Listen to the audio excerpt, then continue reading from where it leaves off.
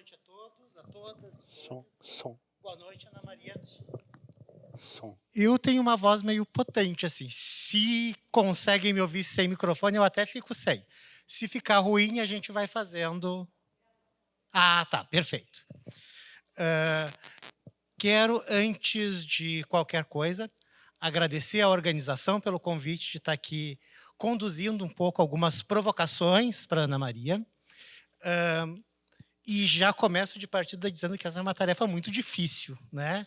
Afinal, a Ana Maria já foi entrevistada pelo Roda Viva, já foi entrevistada em grandes programas por grandes entrevistadores, né? Muito desse material está disponível, né, na rede, no YouTube. Então, eu fico me perguntando, quem sou eu, ademais de um leitor atrevido, para tentar perguntar alguma coisa? Olha, por ninguém que vai dar um curso sobre o livro. Então, temos aí um... Mas no curso a autora não estará presente, então eu posso falar bobagem sem apanhar. É uma posição um pouco mais segura. Eu vou tentar fazer uma série de provocações aqui e vou tentar falar o mínimo possível, porque a ideia, o público que está aqui está para te ouvir muito mais do que me ouvir, né? Então, eu vou tentar fazer dessas provocações uma espécie de convite, né? Inclusive, vou me direcionar mais àqueles que ainda não leram o livro do que àqueles que já leram. Se as minhas estratégias não funcionarem, tu tens completa liberdade para ignorar a pergunta, dizer ela não é pertinente e seguir por um outro caminho. Certo? Eu gostaria de começar, então, com a seguinte provocação, né? Eu queria que tu falasse um pouco sobre a presença da literatura na tua infância, né? Eu já te ouvi falando em alguns momentos sobre isso e acho que é um bom ponto para a gente começar essa discussão, para depois adentrar a tua relação como produtora de literatura. Boa noite a todos, todas e todes. É um prazer estar aqui com vocês na abertura da FLISM. Quero agradecer, em nome da Raquel, pelo convite, a todas as pessoas que trabalharam para tornar esse evento possível, a todas que estão trabalhando aqui nesse momento agora para que a gente possa ter essa conversa, e a todo mundo, né, que saiu de casa numa noite chuvosa, esse friozinho, para vir ter essa conversa aqui. Então, muito obrigada. Isso é extremamente importante para a gente que produz cultura no Brasil e, principalmente, produz literatura, né? Então, prazer estar aqui essa noite. Eu digo que eu sou muito orgulhosa da leitora que eu sou, né? Eu acho que antes da escritora, é ela que me dá base. E vem da sorte de ter tido na infância uma mãe leitora, né? Eu venho de uma família muito simples, do interior de Minas Gerais. Meu pai começou a vida como assistente de pedreiro, minha mãe foi costureira a vida inteira. Mas a literatura era algo que era muito presente, muito importante na vida dela, né? Eu falo que eu lembro da minha mãe varrendo a casa com vassoura numa mão, livro na outra, mexendo panela, livro na mão, colher na outra. Então, assim, eu até me assustei quando eu descobri que nas outras casas das pessoas não eram assim, né? Porque era muito orgânico na minha, né? E ela lia qualquer coisa. Eu me lembro, por exemplo, Ibiá não tinha livraria, né? Então, passava um caixeiro viajante uma vez por mês, né, vendendo livros, né, e, às vezes, livros de encomenda. Né? Então, assim, uma semana antes, a minha mãe começava a costurar, né, doidamente para entregar costura, para ter dinheiro, para comprar livro, que durasse um mês até a próxima visita do vendedor de livro, né? E, em homenagem a isso, hoje, eu achei na internet um som de máquina de costura, e eu adoro escrever, né, botando esse som da máquina de costura da minha mãe, me remete àquela infância, né, dela. E a minha mãe, então, teve um determinado dia que a minha mãe, ou seja, a biblioteca lá de Ibiá, a bibliotecária virou para mim e falou: olha, não tem mais livro nenhum aqui que eu possa te emprestar. Todos, eu tinha o quê? Uns 8 anos, por aí. Ela falou: você já leu todos que a tua idade permitiria ler. Né? E eu lembro de chegar em casa, falar para minha mãe, falar: mãe, desesperada, né, achando que nunca mais ia poder ler na vida, ou pelo menos até até crescesse, né? E falei para minha mãe, falei, agora eu vou ler dos teus, né? Minha mãe tinha uma estante com os livros dela, e ela rearrumou os livros, né? E virou para mim e falou: você pode ler tudo que você alcançar. Né? É óbvio que eu queria os livros que eu não alcançava. Né? Minha mãe tinha uma coleção linda do Jorge Amado, um livro do Círculo do Livro, a coleção de capa vermelha, com umas letrinhas douradas, assim, né? E eram os livros que estava lá em cima na prateleira, e foram os livros que eu comecei a ler escondido à noite. Né? Eu pegava a cadeira, eu lia o que ela me permitia ler, né? Mas eu pegava a cadeira à noite, ia lá, e eu não acendia a luz. E eu lembro que eu passava a mão assim na lombada dos livros e pegava o mais grosso, né? Porque eu ia demorar mais tempo para ler, né? E me arriscar menos de ser pega pela minha mãe ali. Né? Então, vem daí a minha tara por livro grosso, né? Porque demora mais tempo para ler. Assim. E foi aí que eu entendi esse poder da literatura, né? Ao entender, Ibiá é uma cidade, um vale, que fica num vale, cercada de montanhas, né? E eu falo que a literatura é os meus óculos de Miguelin. Né? É o filtro através do qual eu entendi que havia um mundo, né? Um mundo a ser descoberto por além daquelas montanhas. Né? E entendi esse poder, principalmente num dia em que eu estava com de 8 para 9, assim, eu li O Exorcista, escondido à luz de vela. Né? Porque eram os livros que eu tinha que ler depois que ela fosse dormir, aí eu não podia acender a luz do meu quarto, porque ela via por baixo da porta, né, que a luz estava acesa. Então, eu li à luz de vela. E eu li O Exorcista, e, quando eu terminei, eu fiquei apavorada, né, porque eu tinha a mesma idade da menina do filme, né, do livro. No caso, eu lembro que eu acordava e eu falava assim: não gira, não gira. Porque vocês lembram que a cabeça da menina girava? Então, assim, nunca girou. Estou aqui, mas... E aí eu tive que contar para minha mãe que eu estava lendo escondido, que eu tinha lido esse livro, que eu estava apavorada e queria dormir no quarto dela. Ela falou: você entendeu por que eu falei que você só podia ler o que você alcançasse? Né? Tá liberada a estante, leia o que quiser, mas assuma teus BOs. Né? E aí, então, eu entendi que era coisa séria, né? Aquilo ali. Ele podia realmente... tinha esse poder de provocar em mim sensações, sentimentos e ações que nunca nada tinha provocado antes. Né? E eu acho que é isso que eu busco na literatura ainda hoje, né? Ao alimentar essa leitora que eu ainda sou, né? Essa criança deslumbrada com o mundo, procurando nos livros outras possibilidades de existência. Perfeito. Falando agora um pouquinho já do início, né, da tua carreira como produtora de literatura, como autora, né, o teu primeiro livro, que foi mencionado há algum tempinho atrás aqui pelo pessoal, né, Ao Lado e à Margem do que Sentes por Mim, saiu em 2002. Né? Para mim, ele é um livro meio lenda, assim, porque eu ainda não consegui ver. Eu li uns trechos que circularam meio clandestinamente, não sei se com ou sem tua autorização, na internet, mas o volume, propriamente dito, nunca tive acesso. Então, eu queria partir desse advento, né, da tua entrada, né, como autora publicada, para pedir que tu comentasse duas coisas. Uma delas, né, que é a que mais diretamente me toca, é saber: há algum plano para que saia uma reedição, para que esse livro volte à disponibilidade? Porque eu acredito que quase todos, quando terminam Um Defeito de Cor, querem saber o que mais Ana Maria escreveu. E a gente sabe que tem esse livro de estreia, cujo acesso é muito difícil. E a outra pergunta relacionada também a isso é que ele sai em 2002, uma época, né, ali muito simbólica, né, de virada de século, de virada de milênio, primeiros passos depois do ano 2000, do temor do milênio. Né? E, nesse período, alguns teóricos começam a falar, né, da ideia de uma geração 00. Né? Eu queria que tu comentasse um pouco assim, se tu te reconhece ou não nessa geração desses escritores que ficavam ali com um pé na literatura impressa, com o outro pé na literatura digital dos blogs, se isso dialoga um pouco com a gênese do livro, ou se não, se foi meramente uma coincidência temporal, e caso tenha sido apenas uma mera coincidência, como foi um pouco o processo da gênese desse livro de estreia.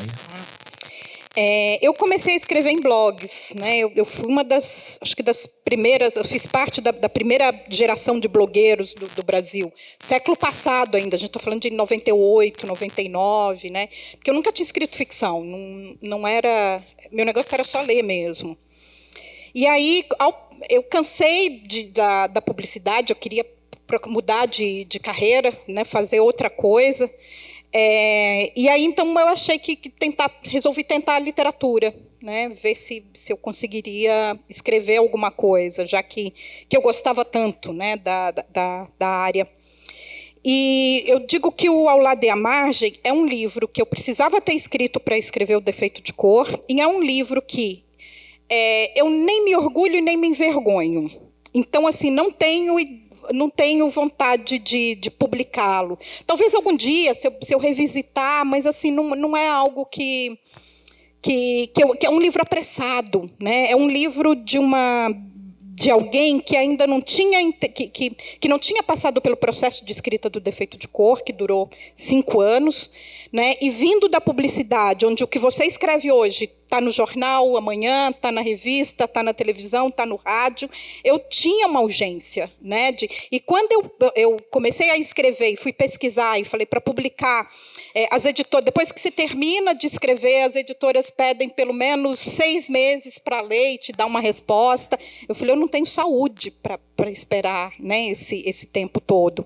Então, eu escrevi o Ao Lado e à Margem enquanto eu estava começando a pesquisa, fazendo a pesquisa do Defeito de Cor, e aí publiquei sozinha, lancei uma edição de autor que eu vendi inteira pelos blogs. Né, eu digo de blog a blog, né, os blogueiros amigos foram anunciando. Então, foi essa edição, eu fiz uma edição de 1000 livros que vendeu assim rapidamente. Né, e ele tem versões dele na internet inteiro. Já me falaram, né, que encontram. Né, e, enfim, eu deixo lá. Eu acho que não vou impedir, né, a circulação dele e a leitura.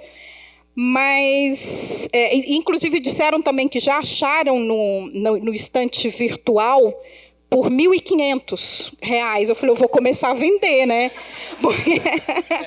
Eu imagino, porque o esforço que eu fiz em sebos físicos e virtuais para tentar encontrar um exemplar, eu estou mais ou menos desde 2015 atrás desse livro. Tá. Né?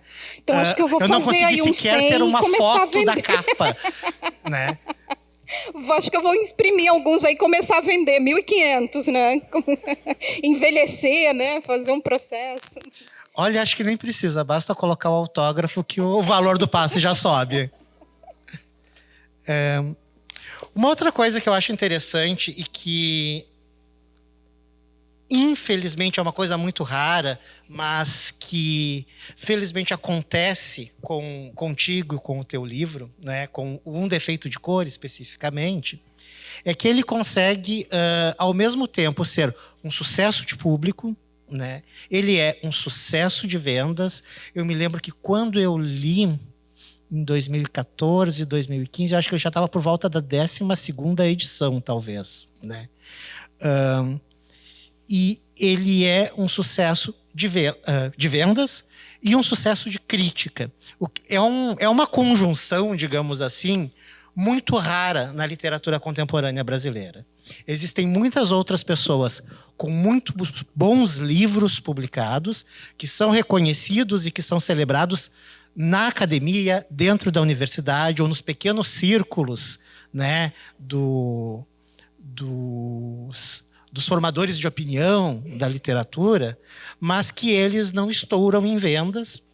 E, às vezes, há livros com grande sucesso em termos de venda, de sucesso comercial, mas que não chegam a ser reconhecidos pelas instâncias legitimadoras, né? Pela crítica literária, seja dentro da universidade, seja na imprensa especializada. Eu gostaria que tu falasse um pouquinho sobre como tu te relaciona com esse triplo sucesso, né? Ser sucesso de público, de crítica e de vendas, e se chega a ser uma questão para te pensar um pouco o que funcionou, se foi a história certa, contada na hora certa, para um público que estava ávido por ouvir essa história, se há outros caminhos, enfim, como tu te relacionas? Aí, só voltando um pouquinho na pergunta anterior, né?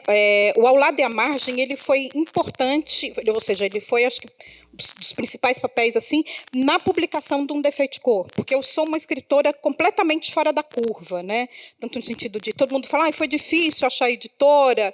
Assim, foi fácil, porque através do Ao Lado e à Margem, o Ao Lado e à Margem, através de um amigo em comum, chegou no Milor Fernandes, o Milor leu, né, e gostou, né, e falou para o Gravatar, que é esse nosso amigo, né, que tinha gostado do livro. O Gravatar falou, liga para ela, dá uma força, né, ela está começando aí, não sabe se é boa. E o Milor me ligou lá em Itaparica, num domingo à tarde, do nada, né? Toca o telefone, é o Milor Fernandes, né? E aí eu falei, A gente conversou assim uns 15 minutos, eu duvidando que era ele, eu fazendo ele falar para eu falar quem é o amigo que está me passando o trote. Desliguei, não acreditando ainda que era o Milor, né? Depois foi o Gravatar me dizer que realmente era o Milor que tinha ligado. Né? E aí, quando eu acabei de escrever O Defeito de Cor, né, 3 pessoas tinham lido, a minha mãe, que leu enquanto eu escrevia. Minha mãe é a minha leitora ideal, eu escrevo para ela, não tenho a menor dúvida. Né? O que ela não gosta, o que ela não aprova, eu não publico. Né? Porque eu sei que ela não vai me deixar passar vergonha. Né? Não está bom, não está bom. Né? E volta, enfim, eu respeito e acredito na leitora que ela é. Né? Eu escrevo para ela. Então, tinha lido a minha mãe e a minha irmã, que tinham lido o livro, e o Milor foi a terceira pessoa a ler, porque ele pediu para ler. Né? E eu levei para ele, na época, a primeira versão do livro tinha 1.400 páginas. Né? Era um calhamaço impresso, né, em A4, espaço simples, corpo 12, né, aquela coisa bem... Aí levei, eu falei, o Milor não vai ler. Né? Ele pediu para ler por educação, enfim, porque ele acompanhou todo o processo, a gente acabou ficando amigos. Né? E a gente se falava quase todo domingo, enquanto eu estava escrevendo o livro. E aí ele leu, menos de uma semana, 10 dias no máximo depois, ele me chamou e falou, acabei de ler, vamos conversar? Né? Isso eu tinha passado 2 anos pesquisando, 1 ano escrevendo. E aí, depois desse 1 ano, ele leu, né? E ele virou para mim e falou... Ele foi meu primeiro e único editor, talvez. Né? Ele corrigiu meu português, ele indicou coisas, né? Me deu uma bibliografia legal, me pediu para ler mais coisas. E ele virou para mim e falou, você tem uma história, mas você não tem um livro. Né? Você volta para casa e escreva um livro. Aí eu falei, perdi 3 anos da minha vida, né? Que eu tinha me dedicado ao livro, né? Assim, totalmente, né? Em período integral, 7 dias por semana.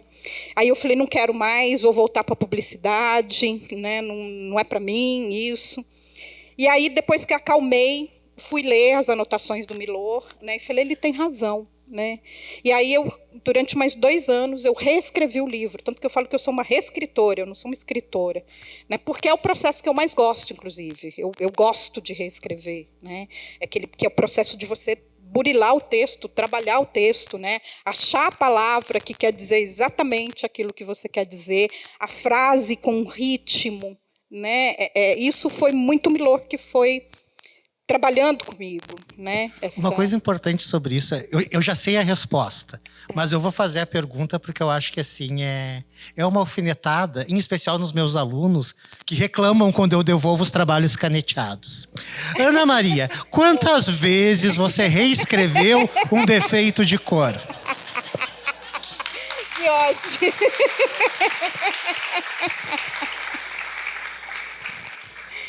Eu reescrevi 19 vezes do zero. Né? Eu lembro que eu...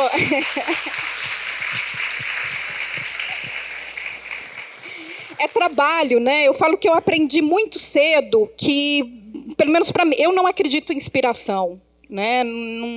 Não tem, não sei. Você tem que ser muito gênio para conseguir falar esse texto é isso da primeira vez que você escreve. Né? E como são raros os gênios, a gente tem que trabalhar. né? Então, assim, é trabalhar. Não tem, né? Acho que existem duas diferenças. Eu dou algumas aulas de escrita criativa também, e a primeira coisa que eu falo para os alunos é: vamos separar aqui quem quer escrever de quem quer publicar. Me interesso de cá. Né? Porque muita gente, às vezes, vem naquela, quero publicar um livro, mas assim, escreva, né? Volte para casa e escreva. Né? E eu acho que isso que funciona. E aí, quando eu voltei para casa e escrevi eu fazia o seguinte: eu imprimia, eu gastei muito papel, eu preciso plantar muita árvore aí para. Né?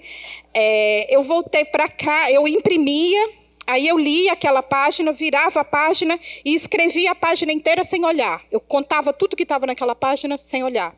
E aí eu só parei quando a versão que eu tinha estava muito parecida com a versão que eu reescrevia, né? E aí eu falei, não, acho que aqui é...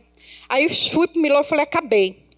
Né? E ele falou, aí ele pegou o telefone e ligou na Record e falou assim, na minha editora, né? Olha, estou mandando uma moça aí, publiquem ela. Aí eu cheguei lá na Record, a editora Luciana, né, falou, Milor mandou, né? Não vou nem ler. Volta daqui uns dias que a gente assina o contrato. Então foi assim que o livro saiu. E quando ele foi publicado, né, o Milor escreveu, ele tinha uma coluna na revista Veja, e aí ele escreveu a Orelha, né, e ele publicou a Orelha na revista, e aí vendeu 3 edições já, só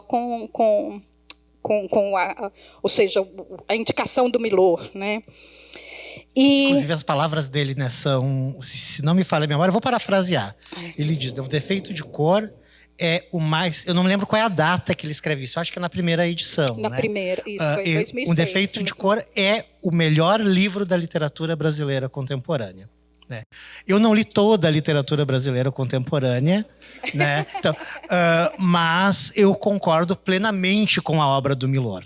Com o julgamento do Milor acerca da obra. E aí o livro, ou seja, foram essas 3 edições, e assim, então eu acho que ter sido apresentada por o Milor, porque eu acho que a literatura no Brasil tem muito disso, né? Sempre quem indicou, quem apresentou, né? Quem publicou, quem criticou, né? É uma panelinha, né?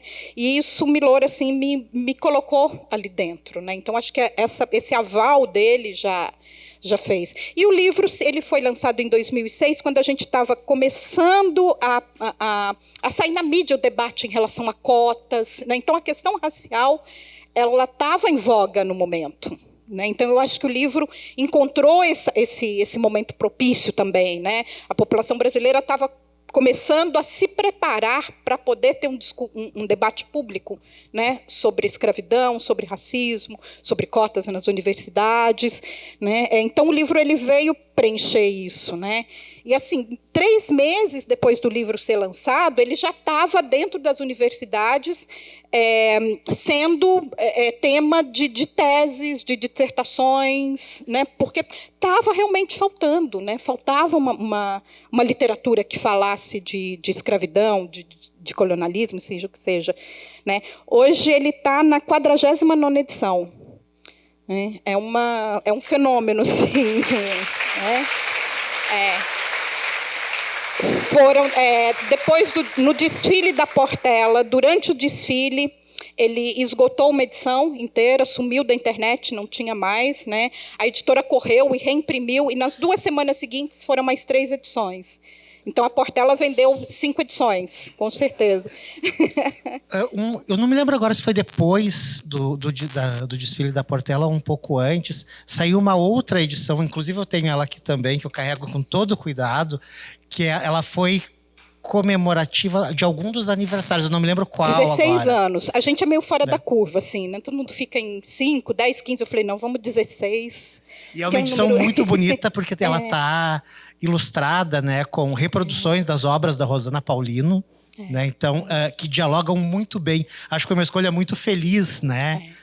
De privilegiar o trabalho visual da Rosana Paulino para fazer a ilustração dessa edição. Isso, foi um pouco antes, foi 2020. Gente, eu sou péssima. Enfim, foi para os 16 anos. O livro vai fazer 20 anos o ano que vem, né? E a gente está, de novo, pensando uma edição comemorativa, porque eu gosto dessa junção dele com as artes plásticas, né? E principalmente com artistas plásticas negras contemporâneas, porque eu acho que é uma muda de linguagem, mas a gente está tratando dos mesmos assuntos, né? Sim, e inclusive falando de aniversários, eu estava fazendo essa conta antes da gente vir para cá. Eu não tinha certeza, porque daí tinha que contar os meses, não eram mais os anos, né? Se ele já tinha chegado aos 20 anos ou se ele está para fechar o aniversário de 20 anos. Maio de 26 vai ser os 20 anos dele. Tem alguma surpresa editorial aí, será? Que nos aguarda nesse momento? Fiquem atentos, pessoal. Tem. Então, ou seja, a gente tem pensado essas edições, né, e tem pensado outras linguagens para ele também, assim. Então, aguardem. Eu venho aqui anunciar depois.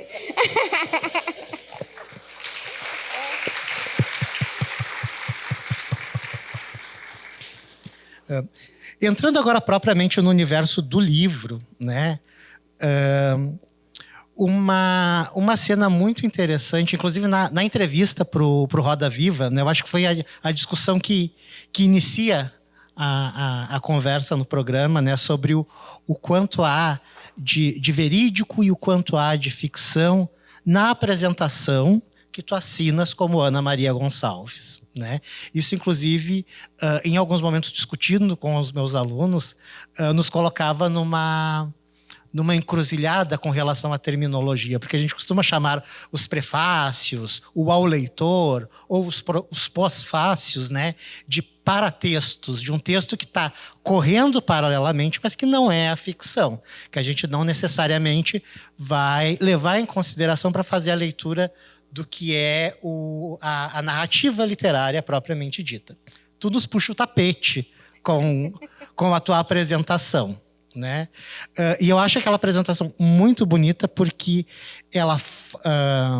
e tempos depois, né, eu fui acabar descobrindo que parte dela é verídica, né, que fala sobre o processo do convite, né, que, digamos, os astros, os encantados, os orixás, o destino, ou seja quem for, né, em um certo sentido meio que te pega pela mão, né, para te levar para esse profundo trabalho de pesquisa do Brasil do século XIX, né, para poder, então, narrar a trajetória da Quendê. Gostaria que tu comentasse um pouquinho, né, sobre essa parte inicial, né, em especial dando um destaque para o que é verídico nessa introdução e o que já pertence ao mundo da fabulação e da ficção.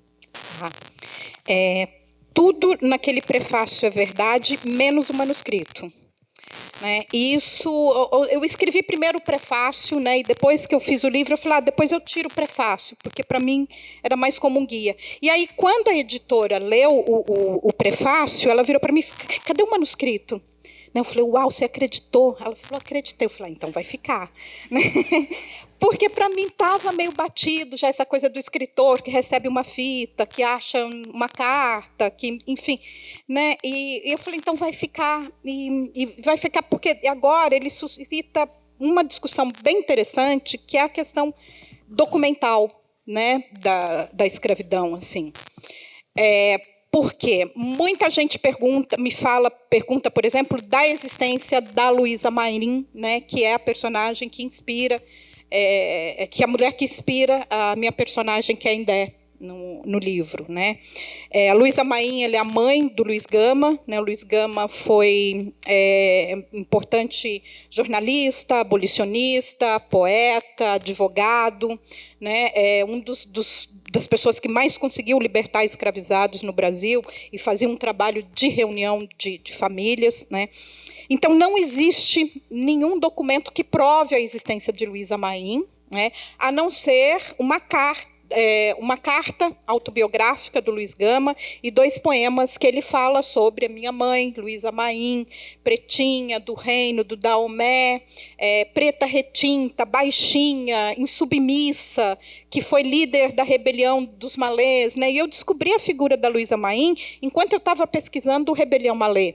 né? Para quem não sabe, a Revolta dos Malês foi uma rebelião, aconteceu em Salvador, em 1835, por escravizados islamizados, e a ideia deles é formar o que hoje a gente chama de Califado Baiano, né? Era separar a Bahia do Brasil e formar um Estado independente governado por eles. E a Luísa Maim é uma figura, uma das líderes dessa revolta. Então, eu achei incrível, né? Uma mulher ser líder de uma revolta urbana, a revolta que hoje a gente lê como uma das revoltas mais importantes para se começar a se pensar a abolição no Brasil, né? Ou seja, há uma lenda, né? Ou seja, muita gente já se falava da Luísa Maim, principalmente em Salvador. Eu tinha ouvido falar super pouco, porque é uma parte da história do Brasil que a gente não estuda, né? E principalmente as rebeliões escravas. A gente estuda essas guerra de Constantinopla, guerra de não sei, de Peloponeso, mas rebelião escrava que está aqui perto da gente, né? Isso a gente não estudava nos livros de história. Agora está começando a mudar um pouco. E aí, então, a Luísa Maim, ela existe, ou seja, em 2 poemas e uma carta, né? E é disso que eu parto para criar essa história dela. O Luiz Gama me dá dicas de onde ele procura essa mãe, né?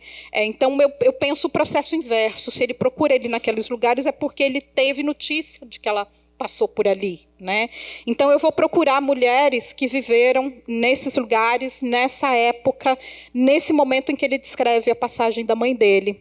Então, a Kendé, ela é uma grande coxa de retalho de pequenas vivências ou grandes vivências de mulheres, de outras mulheres, né? Ou seja, ela é ela tem uma vivência possível, né? Mas numa grande coxa de retalho do que se pode se chamar, por exemplo, do que foi ser mulher escravizada naquele momento da história do Brasil, né? E a questão do manuscrito, ele entra aí porque, durante a questão racial e durante a formação, ou seja, muita gente me fala, mas a Luísa Maim não existiu, né? E eu acho de uma crueldade muito grande duvidar da palavra do filho dela, né? Ele fala, minha mãe existiu e a minha mãe era assim, assim, assim, assim.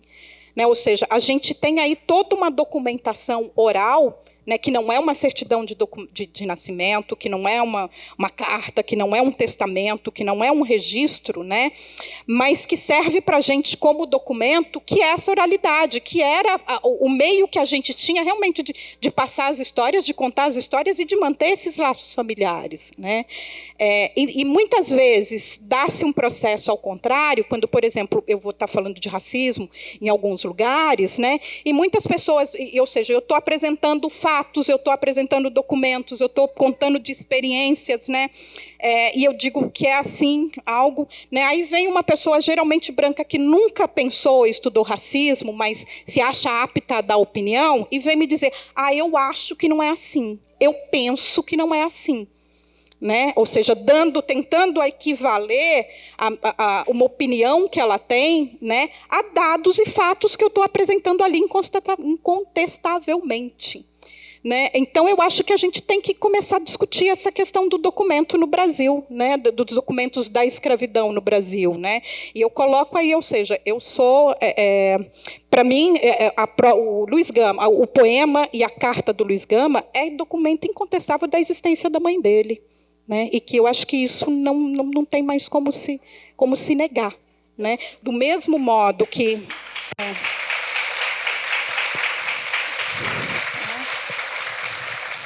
Do mesmo modo, né, que tem que ser, que não dá mais para se colocar no mesmo nível, não dá mais para se considerar como conversa, né, os dados que a gente, dos movimentos negros, das militâncias antirracistas, traz, né, com a opinião de pessoas brancas que querem dar uma opinião quando acontece um caso de racismo que sai na mídia ou que vai por aí. Né? Perfeito. E... me perdi um pouquinho aqui, só um segundo.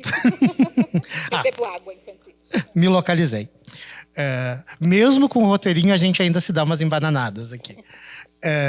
Uma coisa também que tu já comentou em alguns lugares, né, sobre a relação da autora Ana Maria, né, com a narradora Kendé ao longo do romance, né, e que eu achei bem interessante é a ideia de que tu dizes, tu me corrige se não são exatamente essas as palavras, né, mas que tu és o tipo de escritora que não gosta de se revelar nas entrelinhas do texto, que pelo contrário, tu prefere te esconder o máximo possível nas entrelinhas do texto. E colado a isso tem uma outra ideia interessante também, que é a ideia de como se dá o processo de produção da escrita e de construção de uma obra monumental como um defeito de cor, porque tu te identificas, né, em alguns momentos como uma escritora de personagem antes de tudo, né? A ideia de que é a instância mais importante do fazer literário é construir a personagem, é dar profundidade, volume, uma história, para a partir disso fazer a construção da trama narrativa, né? Como tu comentou agora também que tu trabalhas esporadicamente, né, com oficinas de criação literária, eu queria que tu recuperasse um pouco para nós aqui essa relação, né? Pensando especificamente na gênese de um defeito de cor, né? Privilegiando, obviamente, a quem der, mas na medida do possível, se for possível, fazer contrapontos com alguns outros personagens, né? De como se dá esse processo de construção da personagem e, a partir dela, fazer a construção da trama narrativa, propriamente dita. Tá. Nossa, peraí, a primeira parte... Esqueci. É uma... tá, de sumir, né, do texto. Tá. Uma das coisas, durante o processo de escrita do Defeito de Cor, né, eu entendi que eu queria escrever um texto, ou seja, não é desaparecer do texto, não é me esconder atrás do texto, né, é fazer com que o texto não remeta à escritora. Ou seja, eu não tenho um estilo próprio, e eu acho que eu não quero ter. O Milor mesmo falava que ele também era um escritor sem estilo, né? Eu acho que eu quero, pelo menos eu tento ser uma escritora sem estilo, porque no momento ali que eu estou contando história, eu quero fazer com que ela seja possível com que cada leitor se apodere dela, né? E pense como se ele estivesse vivendo aquela história. Né? E se eu escrevesse um texto que fosse muito personalizado, né? E isso sem nenhum desmérito, né? Eu estou dizendo que, para mim, funciona assim, eu acho que o texto teria mais peso do que a história que eu estou contando. E eu gosto de contar história. Né? Eu sou uma contadora de histórias, né? Uma reescritora contadora de histórias. É a história que me interessa. E a história me interessa, eu acho que a história é interessante a partir do momento em que personagens são interessantes. Né? A gente gosta de um determinado livro, de filme ou série, que seja, né? A partir do momento em que a gente se importa com o destino de um determinado personagem. Você quer saber o que aconteceu com aquele personagem, mesmo, né, de bom ou de ruim, ou um personagem mocinho ou vilão, não interessa, né? Ou seja, quero saber o que aconteceu com aquele personagem, você acompanha a história. Então, para mim, uma das coisas mais importantes é o desenvolvimento de personagens. Né? É como você vai montar uma banda. Né? Você ter personagens para contar a história é como você montar uma banda. Você tem que ter os diversos instrumentos ali, né? Personagens uns diferentes do outro, cada um falando a tua linguagem, ou seja, tocando o teu instrumento, né? E o que o escritor faz, na verdade, eu acho que é meio que reger isso, né? Como se fosse um maestro regendo a vida, né? A atuação desses diversos personagens. Então, assim, eu conheço profundamente cada personagem com que eu vou trabalhar. Né? Eu sei dizer, antes de... Minha prima vem do teatro, eu lembro que ela me deu um questionário uma vez de teatro, né? Acho que eu já não me lembro mais de qual método que fazia parte, né? Em que ela tinha esse questionário lá, né? Que cor que gosta, qual a comida preferida, qual a roupa, onde nasceu, livro, música, né? E eu respondo isso para todos os personagens. É um questionário de 8 páginas. Eu respondo para todos os personagens principais da história. Então, eu sei, isso faz com que você seja coerente na vida do personagem, né? Ela toma uma decisão porque você entende por que ela toma uma determinada decisão e não outra, né? Porque ela vem, ela gosta disso, ela não gosta daquilo, né? Enfim. Eu acho que isso é importante de ter. Né? E a partir da minha leitura do Defeito de Cor, eu consigo ver isso, em especial em alguns personagens que aparecem na história, desaparecem por um determinado período de tempo e depois voltam. Muito frequentemente, num romance dessa extensão, às vezes o personagem volta e se perde um pouco em si mesmo, né? E isso não acontece com nenhum dos teus personagens, né? Pelo qual eu tenho particular apreço, né, é o Fatumbi, e fica muito presente. Ele some em um dado momento ali nos primeiros capítulos. Eu me lembro que quando eu estava lendo pela primeira vez, eu pensava, nossa, mas já deu cabo desse personagem tão rico que é um dos que vai figurar depois, né, na linha de frente da Revolta dos Malês, que aparece textualizada, né, na segunda parte do livro. E quando ele volta plenamente coerente, apesar de vários anos já terem se passado. Porque ele é um dos personagens que ele começou a ser construído para a revolta. Né? Então, ao colocar, ou seja, é inspirado num personagem real da história dos malês, da revolta. E aí, ou seja, eu só sabia da atuação dele ali na revolta. Né? E eu falei, quem é esse homem para ele vir aqui e fazer isso? Né? Então, é aquela coisa, numa história, né, para você, como é que é? Para você colher alguma coisa, você tem que ter plantado, né? E você tendo plantado, você colha, porque senão você tem a incoerência da história, né? Então, o Fatumbi, ele primeiro, ou seja, eu comecei pela colheita, né, dele, porque era só a história que eu sabia dele ali, da atuação dele na rebelião, né? Mas aí eu comecei a plantar, né? Eu falei, vou ter que contar a história dele lá da frente para ele poder ser esse aqui. Né? E essas complexidades, né? Uma das coisas que eu gosto da Kendé e que muitas vezes eu até lutava comigo e que é um dos questionamentos que muitas das pessoas fazem, às vezes é me questionar quem é, né? Por que ela fez isso? Por que depois que ela muda para lá, ela é assim, né? Ela é uma personagem complexa, né? Eu acho que isso é dá a personagens negros uma humanidade que lhe foi negada pelo processo da escravidão e depois pelas pessoas, né? Tido, por exemplo, os escravos. A África é um grande coletivo, né?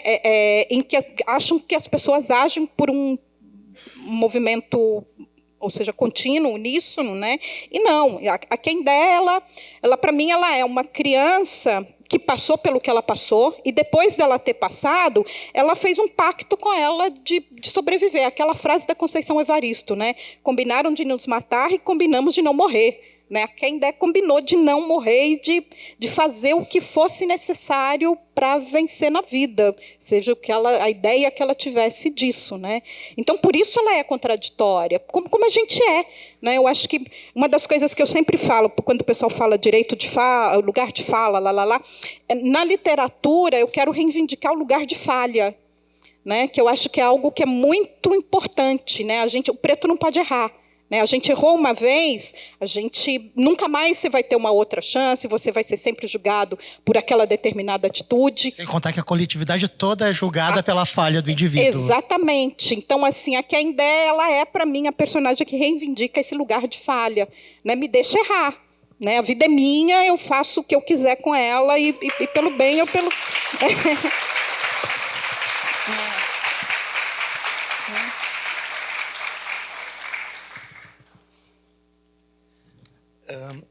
A gente já falou um pouco do processo da Gênese, mas estou falando agora, né, da construção dessas personagens ficcionais, desses lampejos da concretude da história na construção desses personagens. Eu me lembrei de uma coisa que eu deixei passar, eu vou aproveitar para voltar rapidamente, que é um pouco a estratégia que tu utilizou em termos de construção do livro para a primeira versão, né? Isso já foi repisado em alguns lugares, né? Mas o teu painel de 100 páginas com as 3 colunas, né? Eu gostaria que tu retomasse um pouco isso, porque eu acho que ele traduz muito a sensação do leitor. Quando eu li o livro, eu não sabia desse teu processo de criação, mas de alguma maneira a gente via assim, tem uma coisa tão bem urdida aqui, né? O passado histórico, né? Essa história do século XIX sendo rastelada pela perspectiva, né, de uma mulher negra, não deixa falhas, parece que está muito bem construído, né? Está tudo muito coerente. E quando eu te vi falando em alguns lugares sobre o processo, fez todo o sentido. Eu consegui visualizar capítulo a capítulo, né, como esse processo funcionou, né, no momento da gestão do texto. Eu nunca tinha feito pesquisa, eu não tinha a menor ideia de como é que se fazia uma pesquisa, como é que se escrevia um livro, né? Então eu falei, vou inventar meu método do jeito que funciona para mim. Eu sou muito visual. Eu preciso ver, eu preciso entender. Todos os livros que eu leio, eu faço a árvore genealógica dos personagens, faço a linha do tempo. Eu falei, então isso funciona para mim. Então eu achava que eu ia escrever 100 anos na vida da personagem. Então eu peguei 100 folhas de papel sulfite, crutei na parede. Cada folha tinha 3 colunas, eu dividi em 3 colunas. E conforme eu ia lendo, né, nesses 2 anos que eu passei só lendo, eu ia anotando na primeira coluna as coisas que aconteciam na vida da personagem principal. Na segunda coluna, o que acontecia na vida dos personagens que interagiam com ela, né, e que poderiam interferir na história. E na terceira coluna, o que acontecia na cidade ou no país, né, os movimentos históricos, o que acontecia que poderiam mudar a história dela. Então, durante 2 anos, eu tinha isso na parede, né? E aí eu arranquei da parede, passei a limpo no computador e eu tinha um esqueleto de uma história, né? E aí eu fui trabalhando, ou seja, me estofando, né? Realmente fazendo a história em torno desse roteiro primeiro, né? Perfeito. E aqui eu vou focar, né? É difícil a gente tentar dar conta de todas as cenas, de todos os momentos, né, que nos comovem. Vou falar apenas em meu nome nesse momento, né, mas que me comovem como leitor do texto. Mas tem um em especial que eu acho que ele dialoga com a cena de abertura, com a questão dos manuscritos que a gente estava comentando, e depois com a cena final, né? Que é o momento em que a Kendê, né, já escravizada, já em terras brasileiras, né, ainda como escrava de companhia da Sinhazinha, começa a ter um acesso furtivo às primeiras letras e aos primeiros números, né, justamente através da figura do Fatumbi, que é contratado para alfabetizar, digamos assim, ensinar as primeiras letras para a Sinhazinha. Eu não vi eu não fiz um trabalho exaustivo de recuperar toda a fortuna crítica, né? Porque já tem a última vez que eu fiz uma consulta no portal de teses e dissertações, isso faz, olha, para mais de 8 anos, já haviam 30 teses que tomavam o teu romance como objeto privilegiado, né? Então, pode ser até que alguém tenha discutido isso e eu não tenha rastreado. Mas eu queria que tu recuperasse um pouco essa ideia, né, desse aprendizado das primeiras letras, né, desse pacto de cumplicidade no silêncio que é feito entre a Kendé e o Fatumbi. E queria que tu comentasse um pouco sobre o papel dessa cena no romance. Se ela realmente tem todo esse papel, para além da importância no enredo de um projeto ético e estético que tu projetas dentro do teu livro, ou se é apenas o meu olhar como professor que, de repente, valoriza demais essa cena e é afetado, né, mais intensamente por essa cena. Eu acho que essa cena ela simboliza os diversos pactos e acordos que os escravizados tiveram que fazer entre si, né, para sobreviver. Porque foram muitos, né? Essa ideia de que a gente teve uma docilidade, uma aceitação, né? Isso está longe de ser verdade, né? Ou seja, havia toda uma vida acontecendo ali, a revelia dos senhores, do Estado, de quem quer que fosse, que realmente era esse processo de se unir para sobreviver. Né? Nessa época, havia uma lei que proibia, né, os negros de estudarem. Né? Ou seja, e se fossem pegos estudando, né, o patrão ia ser punido. Né?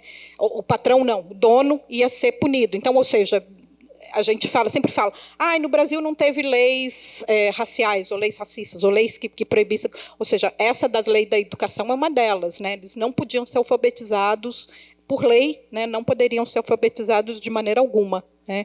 Então, a Kendé, aproveitando que o Fatumbi estava ensinando a sinhazinha, aprende e ele entende aquilo ali e prioriza, até de certa forma, a educação dela, né? Entendendo que aquele seria um diferencial para ela. Né, como era um grande diferencial, por exemplo, porque a maioria dos donos de escravos eram analfabetos ou semi-analfabetos. Né? E os mussurumins, que ela chama no texto, né, os escravizados islamizados, eles eram assim extremamente cultos. Né? Tanto que Malé é uma corruptela de Imal, que é o professor. Né? Então, eles eram realmente comprados para serem professores dos filhos dos seus senhores.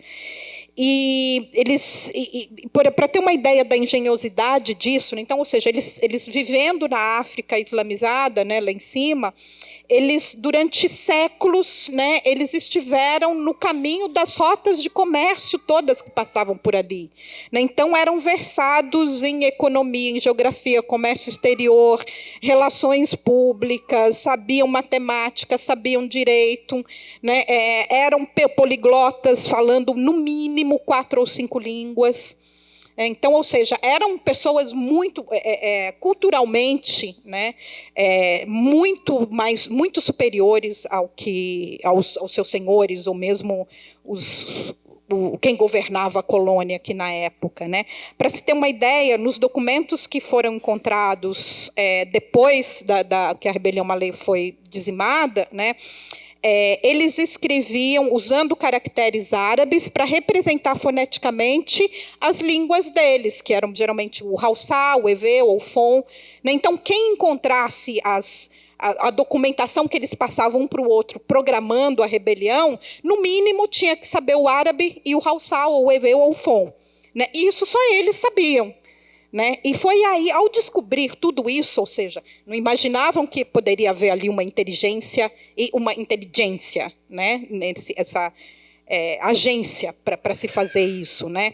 Então, descobrir esses documentos da rebelião foi extremamente importante para que os governadores, os governantes, né? Uau, está perigando acontecer um Haiti aqui.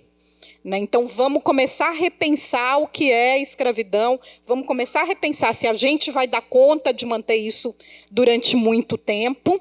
Né? Porque, então, ou seja, eu acho que a questão da educação é primordial ali. Tanto que se educar era um ato de revolta contra o sistema, né? E era algo que, durante a vida dela, foi extremamente importante para ela conseguir tudo que ela quis. Perfeito. Antes da gente continuar, deixa eu só fazer uma consulta com o pessoal da organização. Eu tenho pelo menos mais 3 perguntas aqui, antes da gente passar a palavra para o público. Mas eu esqueci meu relógio na pressa, eu estou meio perdido, e eu não quero cortar do público a oportunidade de fazer perguntas diretamente para Ana Maria Gonçalves. O que vocês me dizem aí, pessoal? Perfeito. Perfeito. Então eu não vou fazer 3 perguntas, eu vou só fazer 2. Eu tento fazer um apanhado. Tem uma coisa, até estava comentando com uma colega de departamento, a professora Mônica, pouco antes da gente começar.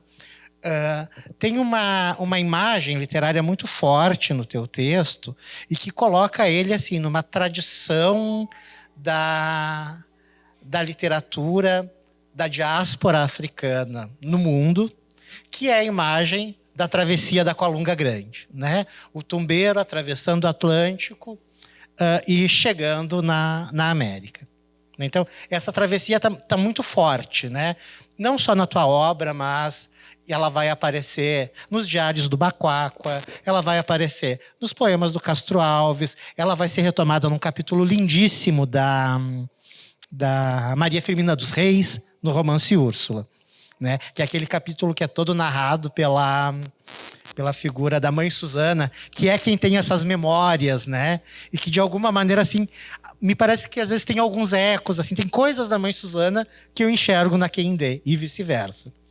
Mas, para além dessa travessia, tem um outro sentido de travessia que nem sempre está presente nesses textos escritos por escritores afrodescendentes, que é uma travessia mais espiritual, a travessia do Ayê e do Orum, né? A ideia da terra que a gente habita e do além, o do para depois da morte, né?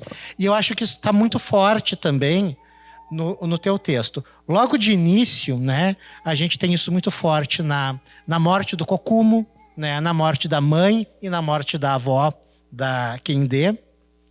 Um pouco mais adiante, ainda acho que é no capítulo 1 ainda, tem a questão da morte da Taiwo, né, que é uma dupla travessia, e é a figura dela que me levou a fazer essa pergunta. Ela está fazendo essa travessia forçada no ventre do tumbeiro, atravessando o Atlântico, já escravizada, né? E dentro do tumbeiro, ela faz a travessia, né, do plano físico para o plano espiritual. Isso me chamou bastante atenção. Em vários momentos, né, do texto, a Quendê, de alguma maneira, mantém um diálogo com essas vozes do passado, né? E eu queria que tu comentasse um pouco essa ideia dessa segunda travessia, né?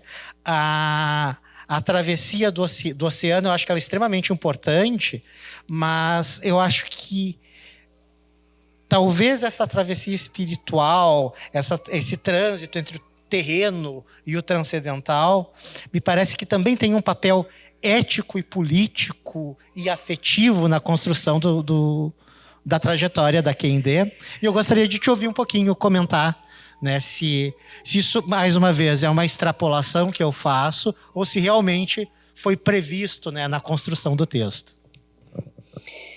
Essa travessia, né, eu acho que ela tem muito ainda a ser elaborada do significado disso, né? Mas você pensar que ali estavam dentro desses tumbeiros, né, estavam pessoas que tinham sido alijadas de tudo que elas possuíam, né, de absolutamente, ou seja, a família, a terra, nem mesmo a o vivência, nome elas carregavam, nem né? o nome, absolutamente nada, né? Tinham sido separadas de tudo aí. Então, o que restava nessa travessia era exatamente, eu acho, que se apegar nessa... Primeiro, acho que nessas relações que acabavam continuando, nas relações com os parentes que tinham ido para o Orum, já, né? Porque aí vira ancestral. Né? E você pensar que, por exemplo, ancestralidade, a gente não, muitas vezes, quando se fala em ancestralidade, pensa-se em alguém num passado, em alguém não. E ancestral é fonte, né? É algo que é extremamente presente e que continua jorrando no teu presente, na tua vida. Então, durante vários momentos da vida da Quendê, essas ligações dela com a mãe, com o irmão, com a avó, com a irmã, mesmo com as outras pessoas que ela conhece dentro do navio ou já depois de estarem aqui no Brasil, é que situa a identidade dela, né? Ela fala, olha, nesse momento eu estou aqui, estou vivendo sob essa situação, mas isso não me define, né? Eu estou isso, mas eu não sou isso, né? Porque eu tenho essa ligação, e essas pessoas me tiram desse lugar para me colocarem de volta no papel de mãe, no papel de irmã, no papel de neta, né? E mais tarde no papel de mãe, que é esse papel que ela luta a vida inteira para poder exercer no livro, nessa procura do filho. Né? E eu acho que essa ligação dela com a ancestralidade, né, com o espiritual, e trabalhando, e com os orixás, né, que eu acho que estão tão fortemente atravessando a ideia do livro e interferindo no livro, numa criação de um realismo mágico, né, que a gente, ou seja, que está meio fora dessa tradição do que é o resto da América Latina, mas um realismo mágico afro, né, que eu acho que é essa relação dela com os orixás, né, que extrapola todas as outras. Ou seja, isso resolve a vida dela em vários momentos da história. Né? E ele é tido, e eu acho que respeitado nesse sentido aí. Né? E que foi uma descoberta para mim também durante a escrita do livro. Eu até fiquei surpreso agora, e agora aqui um pouco de novo, pela questão de como o meu corpo, a minha experiência com certas questões me colocam nesse posicionamento de leitor.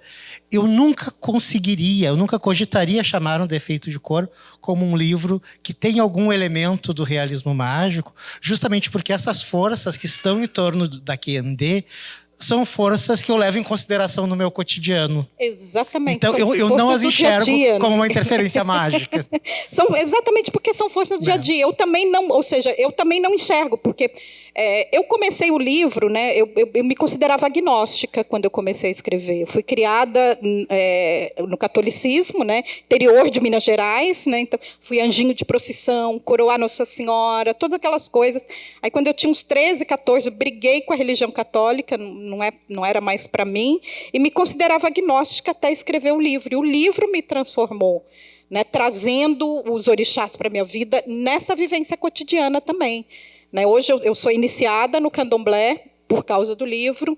Né? Eu sou filha do Oxum, mas Ekede de Ogum. Né? E isso está presente na minha vida, no meu jeito de ser. Não ando sem as minhas contas, estou aqui com a minha umbigueira, que eu não sou boba. Né? Ou seja, então, isso também está no meu dia a dia, né? Foi presente que o Defeito de Cor me deu. Perfeito. E encaminhando para o...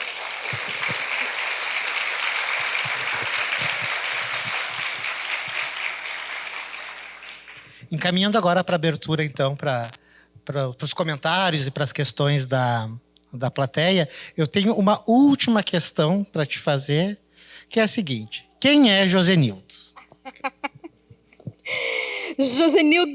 Quem é Josenildo é o nome de um livro que eu comecei a escrever. Foi o primeiro livro que eu consegui terminar depois do Defeito de Cor, que eu fiquei 7 anos sem conseguir escrever. Com o peso do livro, assim, né? Eu me cobro muito, e havia cobrança minha e cobrança das pessoas para um novo Defeito de Cor, assim. Então, Quem é Josenildo foi a primeira história que eu consegui chegar ao fim, depois de várias tentativas em vários outros livros, né? E é uma história que atravessa, e também eu acho que as questões raciais, assim, né? E ele está virando uma outra coisa agora. Então, era a história de um menino por volta de 12, 13 anos, que é o único aluno negro de uma escola de elite em São Paulo.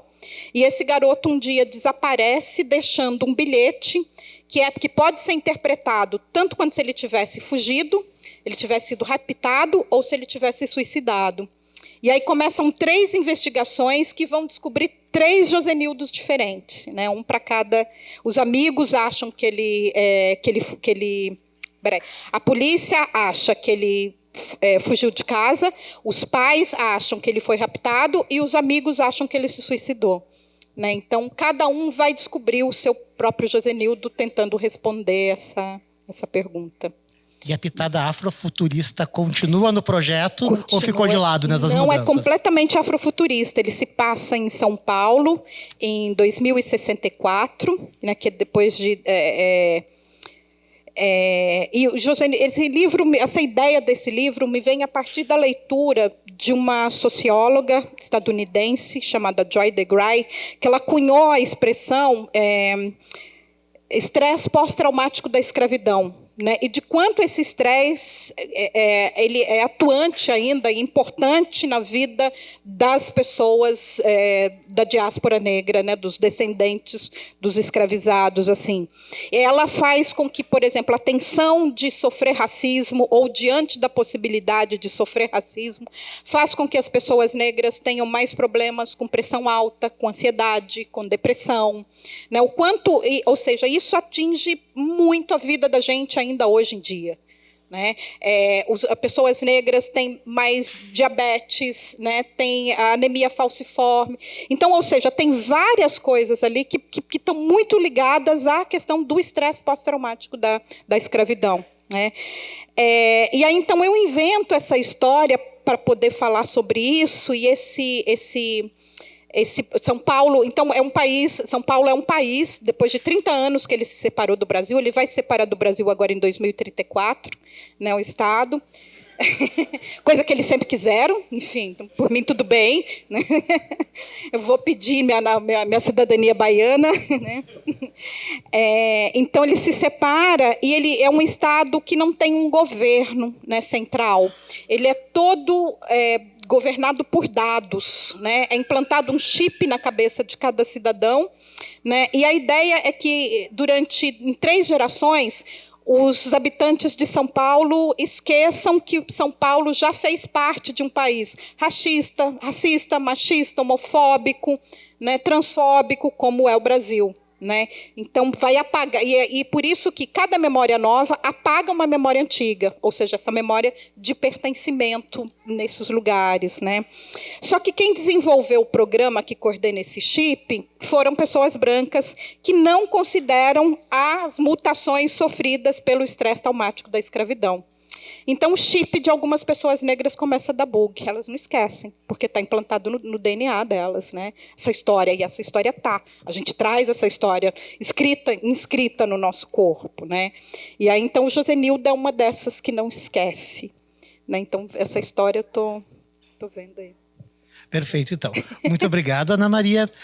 Eu peço agora para o pessoal do apoio só me dar uma ajuda aqui, que eu acabei não me informando como é que a gente faz para passar a palavra para o público.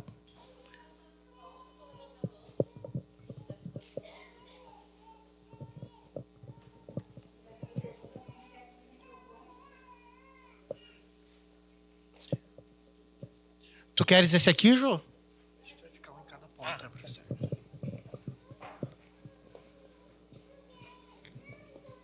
Não sei se vai.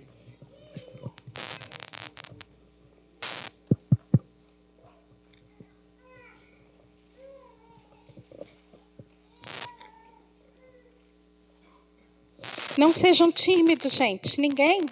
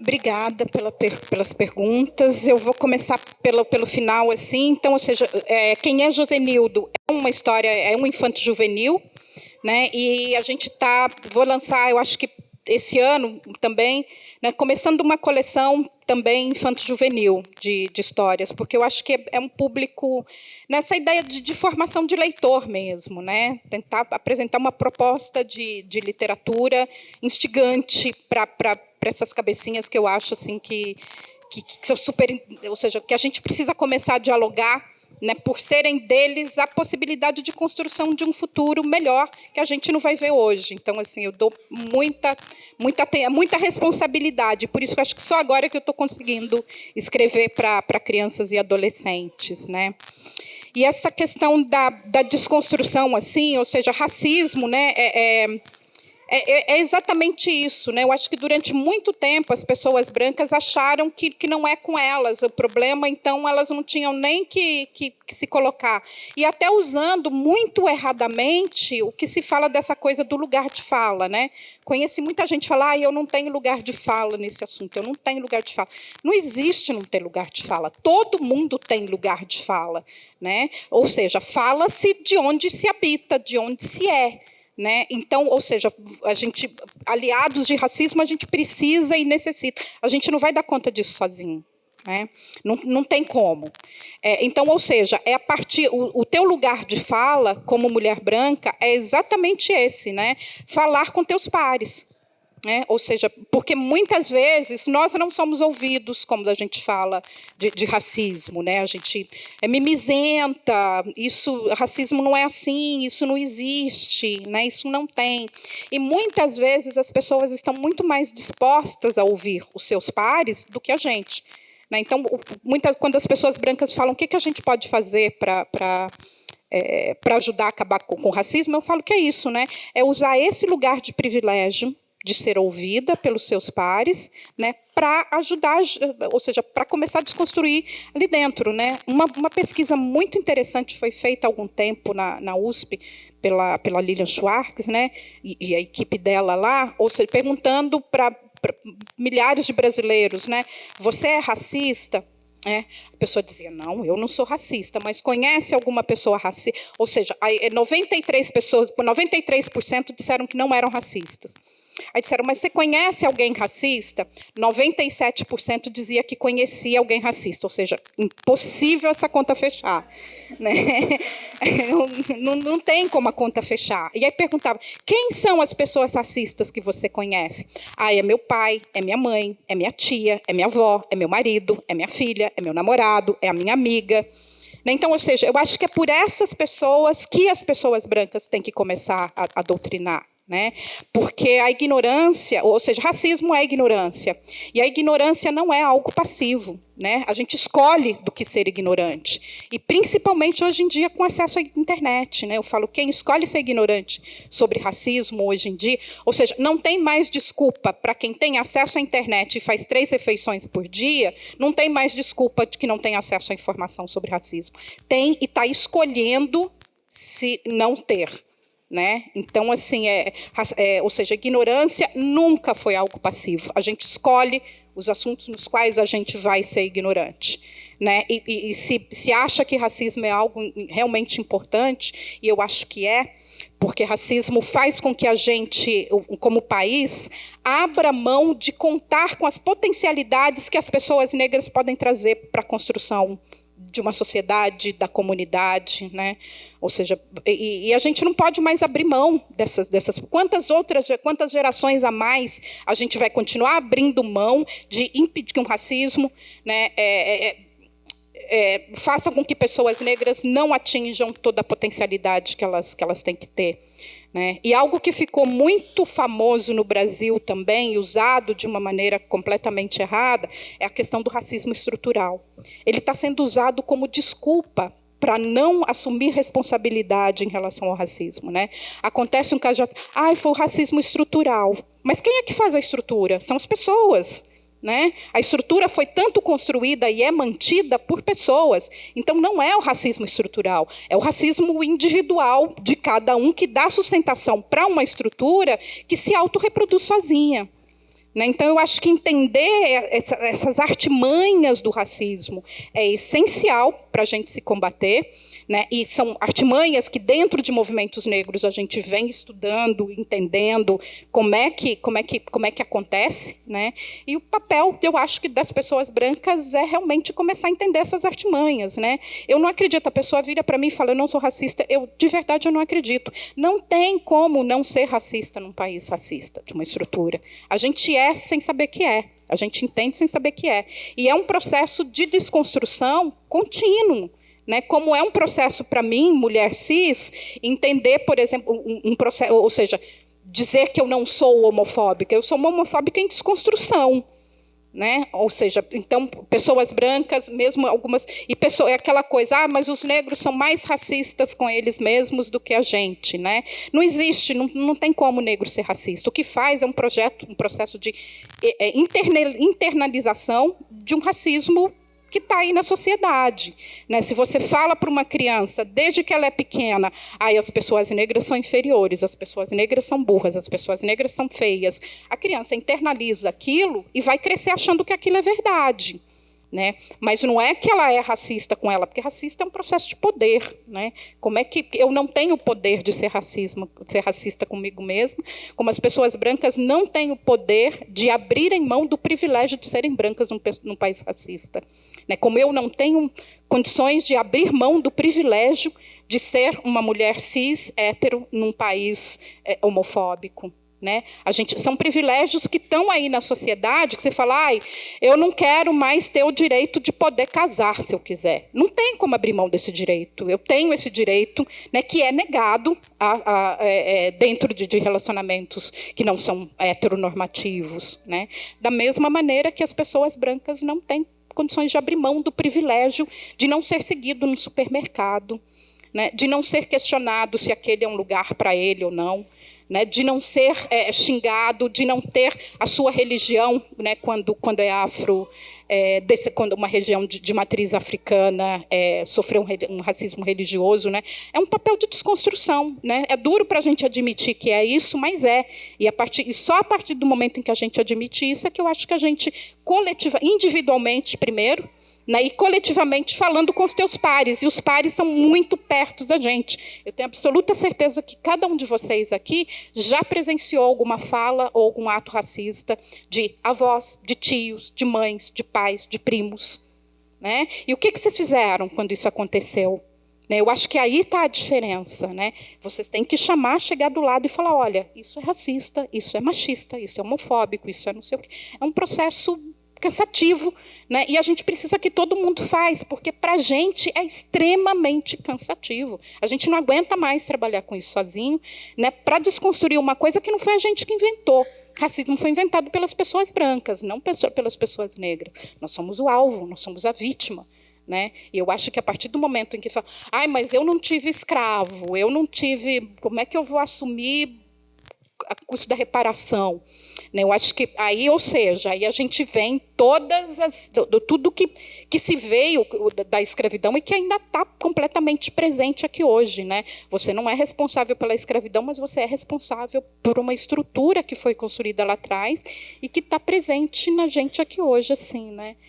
Então, é vigiar. Né? Vigiar e agir no momento em que você vê qualquer um fazendo algum ato que você já consegue identificar que é racista. Né?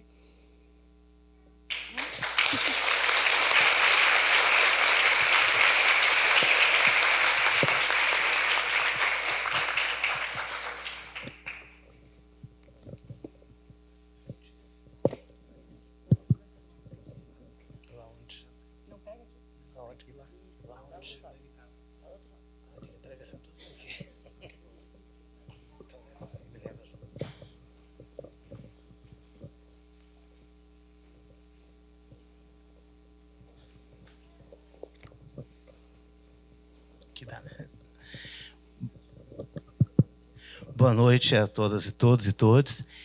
Eu sou o Júlio, sou da área de História, do Departamento de História aqui da UFSM.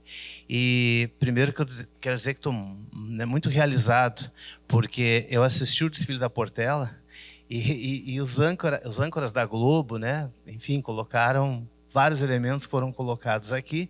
E, ao final, fizeram uma entrevista com a Ana Maria, né? E eu fiquei louco de fazer uma pergunta para a Globo aquele dia e não consegui, estou conseguindo hoje, né? A questão da Luísa Maim, né? Eu tenho plena certeza que ela existiu, né? Agora, o que me chama a atenção é que é na literatura que nós da área de história, é na literatura que nós vamos ser provocadas a pensar sobre essa personagem.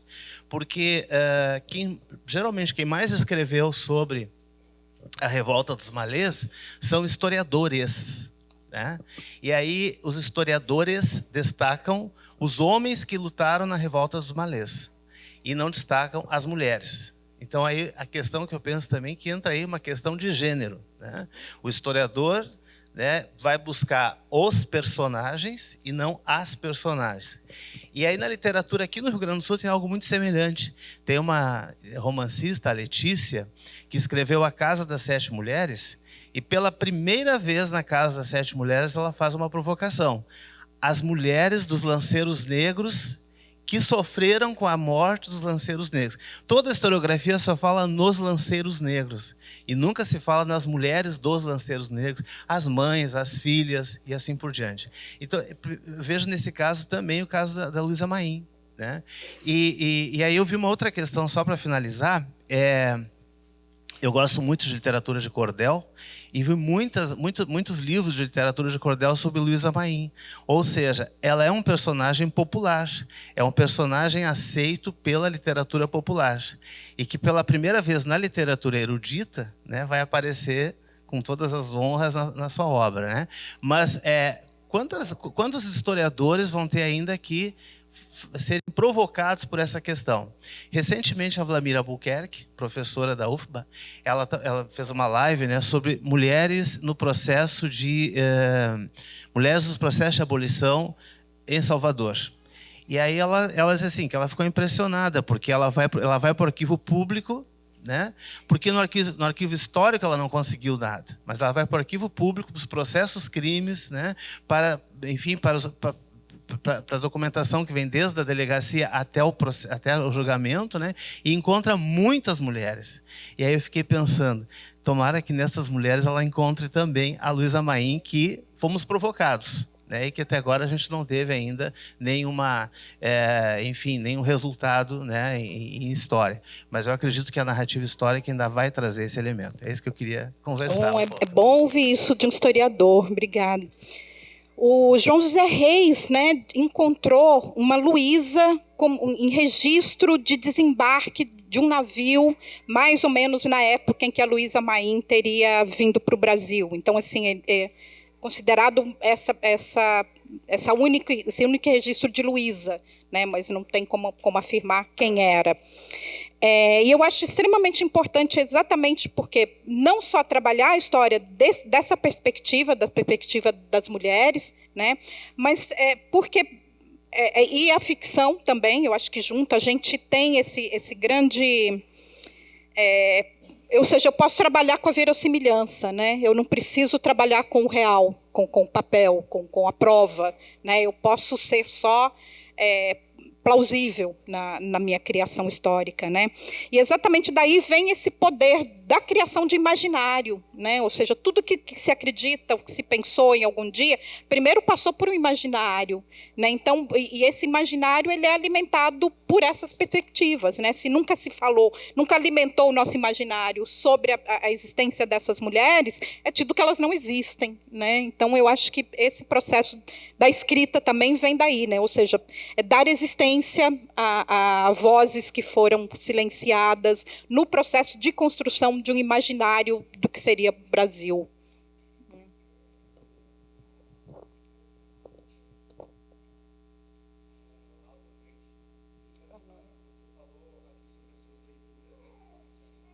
Acho que não está funcionando.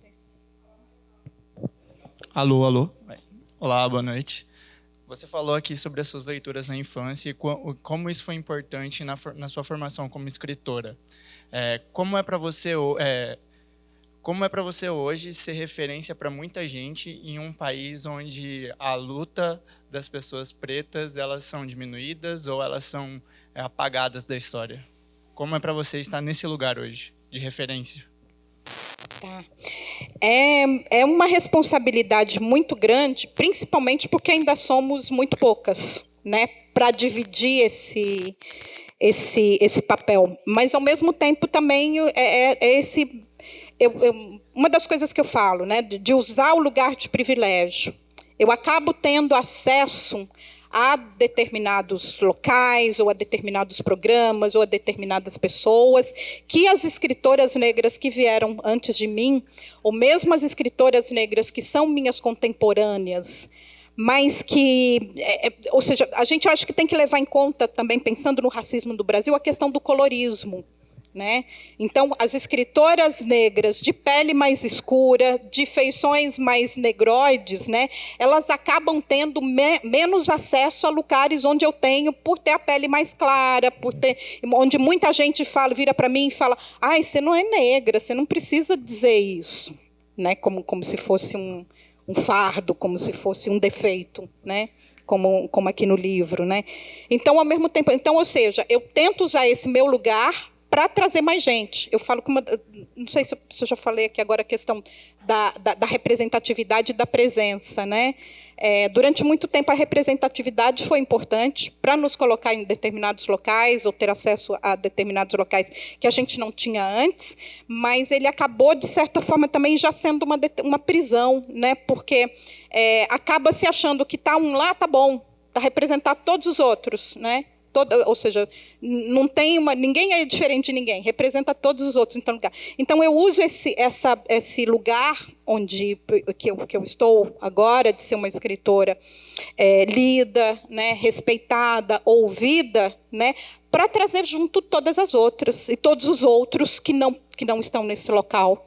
Né? E eu acho que essa é a função de quem, né, aquela coisa, vou aprender a ler para ensinar meus camaradas, né? Então vou entrar nos lugares, em todos os lugares a que eu tiver acesso, para trazer meus camaradas, né?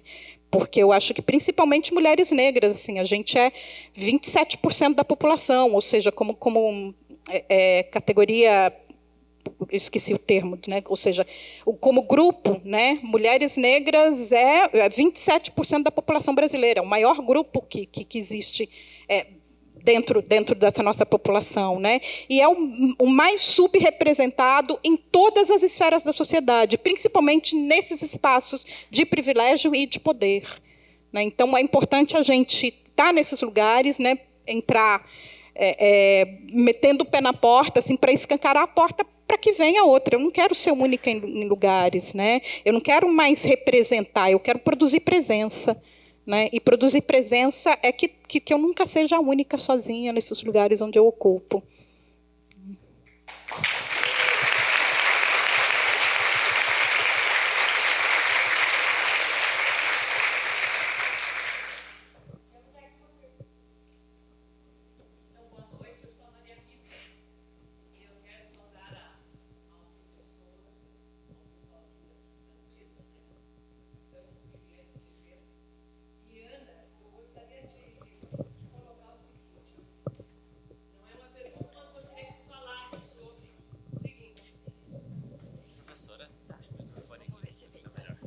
Tenho dificuldade para caminhar. Tá bom. Só vem até aqui.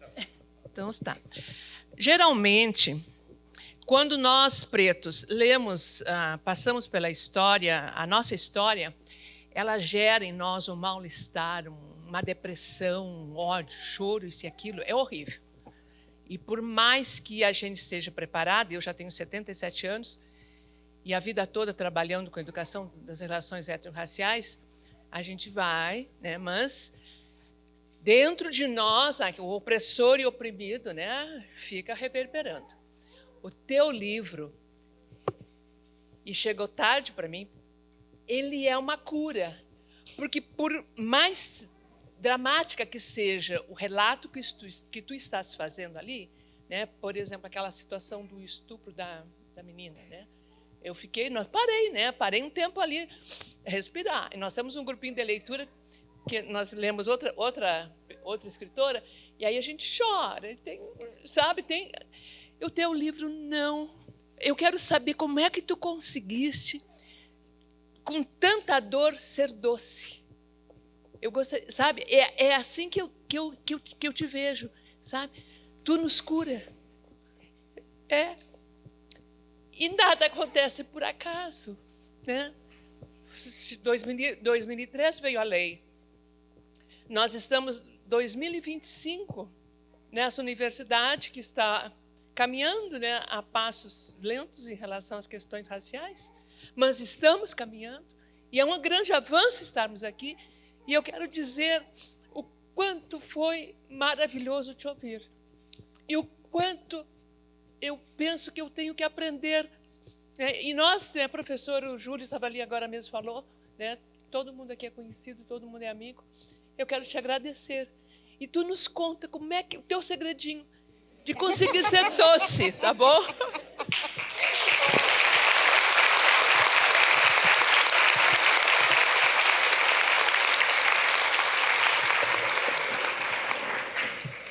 Ô, professora, obrigada, obrigada. Eu fiquei emocionada aqui, né? E aí a gente, eu não sei qual é o segredo, não, mas a gente falando, né, falamos de religiosidade aqui, eu sou uma mulher de Oxum, né? Eu sou uma mulher da água, né? E eu acho que a água, ela tem esse poder de ir tomando conta de tudo meio sem a gente entender. Ela faz os contornos dela, né? Ela vai levando, ou seja, o rio, né? Enfim, talvez seja isso, né? Essa coisa desse povo de água, né? Mas eu não sei, eu acho que não tem segredo, e talvez o segredo seja cada um que lê o livro exatamente entender que essa é a sua própria história, né? O Defeito de Cor, eu falo que é o livro que eu queria, parafraseando a Toni Morrison, que é o livro que eu queria ter lido e não encontrei, então eu escrevi. Né? E muitas vezes eu acredito que os leitores, principalmente os leitores negros, né, eles chegam para mim, e às vezes nas histórias que eu acho que são mais pessoais, as pessoas chegam para mim e falam: nossa, a minha avó me contou isso, a minha avó viveu isso, a minha bisavó era assim, a minha tataravó veio daí. Né? Então, ou seja, é uma história, ou quanto mais pessoal, eu acho que mais universal ela se tornou. Né? E essa cada um lê como se fosse realmente uma história de família, né? E é uma história de família, né? Essas pessoas que estão sendo descritas aqui fazem parte de um álbum de família de qualquer pessoa negra no Brasil hoje em dia, né? Então, eu acho que talvez por isso esse processo de poder ler sobre, poder falar sobre, poder chorar, porque muitas vezes o nosso luto é um luto constante, né? É um luto que se revive a cada jovem negro morto pela polícia, né? A cada caso de menino Miguel, né? Que está lá a patroa da mulher lá até agora solta, e nenhuma justiça foi feita pelo garoto Miguel. A cada jovem que a gente perde, né, é um luto que não dá tempo de ser feito. Né? Eu acho que desde os nossos antepassados nunca conseguiram fazer um luto pela escravidão em si, e a gente também não vai conseguindo fazer. Então, talvez essas leituras dessas histórias que falem com a história da gente, né, elas nos possibilitem esse tempo de parar e de pensar nesse luto, né, e de fazer essa cura que é coletiva, né, que por isso muita gente lê em grupo, muita gente fala: eu não consigo ler sozinha. Eu parei, tive que ficar 6 meses parado para me recuperar. Né? Então, é esse processo de terapia. Assim, e muito obrigada pelo que a senhora disse aqui hoje, assim, porque eu acho que acaba sendo a minha... Ouvir isso, né? Ou seja, que também serve para que as pessoas conversem com essa criança machucada que elas trazem dentro dela, né, me dá ânimo para continuar escrevendo, assim, né, e que as águas nos curem. Né? Obrigada.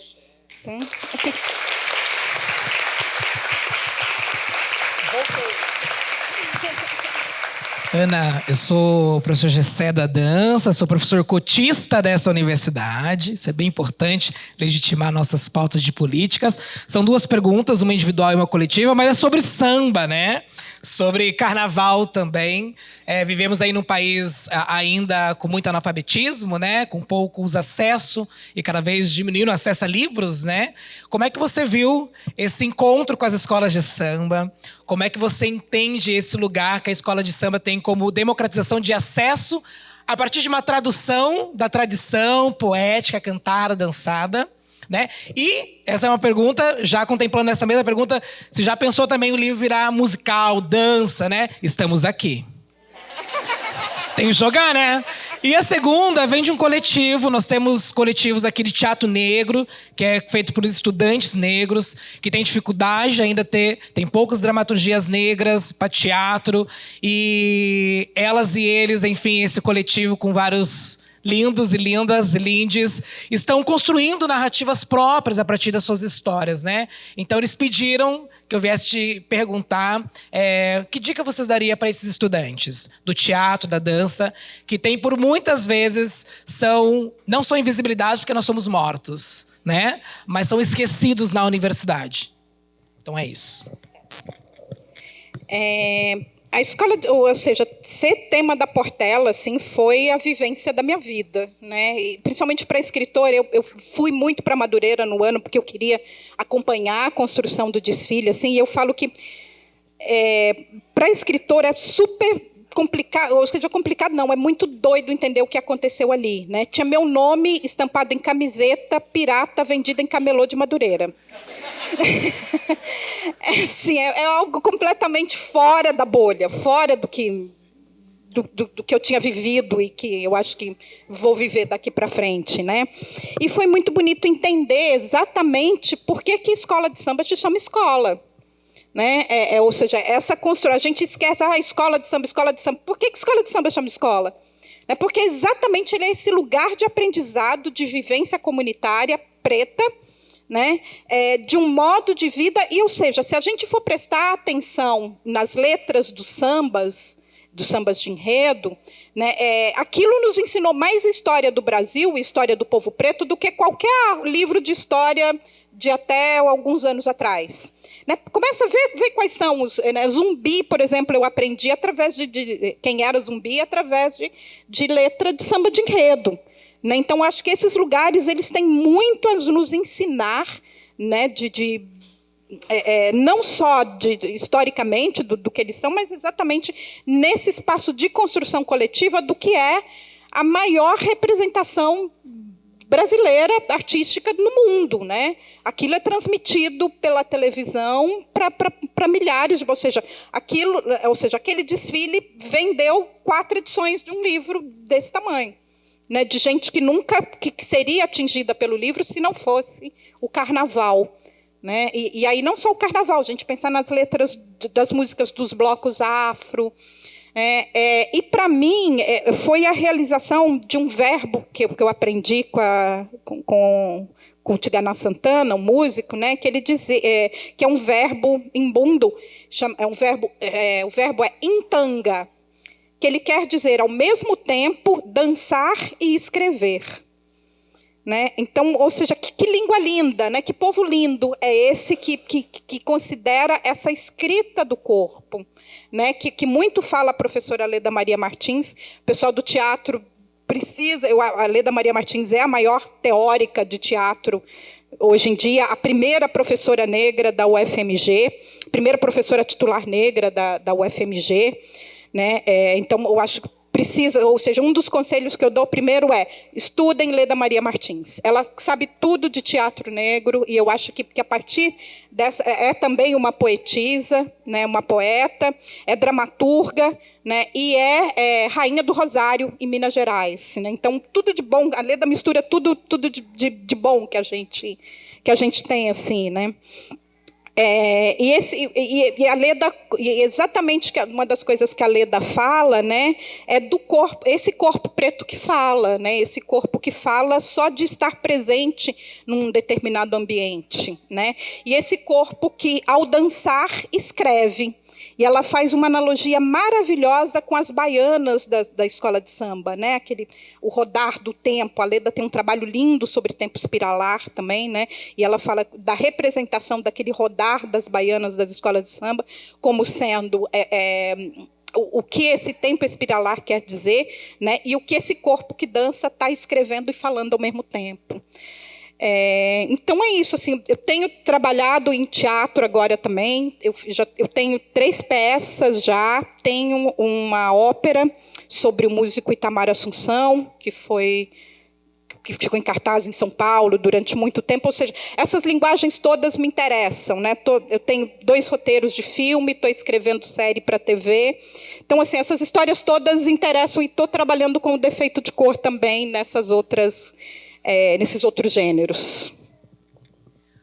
Pessoal, se fosse possível, a gente ficava aqui muito mais tempo ouvindo a Ana Maria Gonçalves. Foi maravilhoso. Mas, infelizmente, devido ao tempo, agora a gente vai pedir um minutinho só para alterar aqui, porque a gente vai ter uma sessão de autógrafos.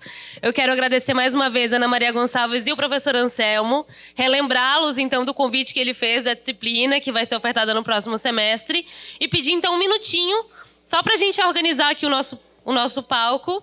E quem quiser ainda pegar o autógrafo com a Ana Maria, aguarde. A gente vai fazer uma fila organizada e todo mundo vai ter acesso. Tá bem, pessoal? Muito obrigada.